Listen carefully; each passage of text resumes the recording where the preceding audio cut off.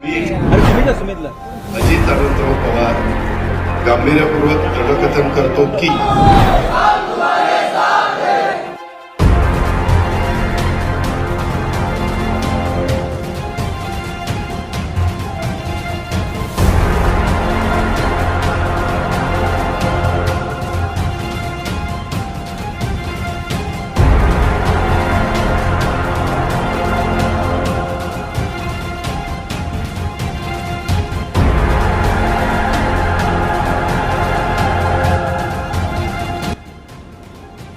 महाराष्ट्र की राजनीति में एक बार फिर भूकंप आ गया है।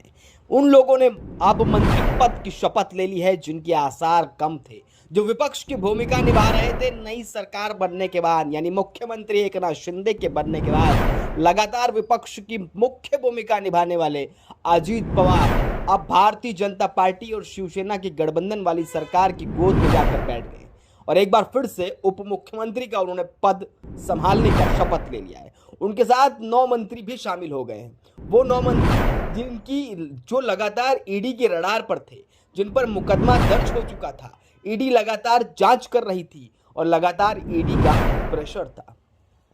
ऐसे में लगातार ईडी के प्रेशर और केंद्रीय एजेंसियों के प्रयोगशाला का हवाला भी संजय राउत ने दे दिया और कहा कि सरकार उसी के आधार पर बनी है।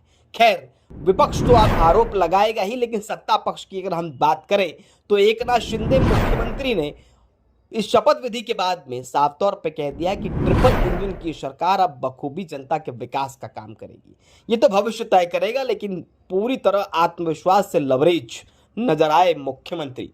हालांकि इस पूरे गेम में प्रमुख बात यह रही कि उप मुख्यमंत्री बन चुके अजीत पवार ने अब तक ये 3 बार शपथ ले लिया है।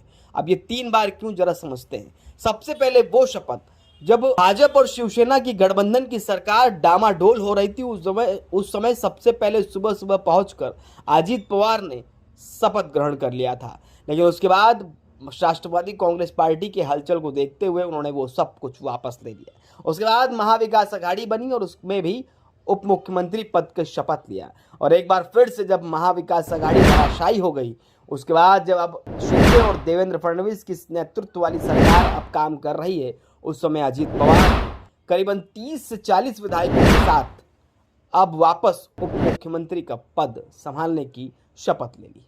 अब देखना यह होगा कि इस तोड़फोड़ की राजनीति में महाराष्ट्र की जनता क्या जवाब देती है और आने वाले समय में ये सभी दृश्य क्या रूपरेखा तैयार करते हैं।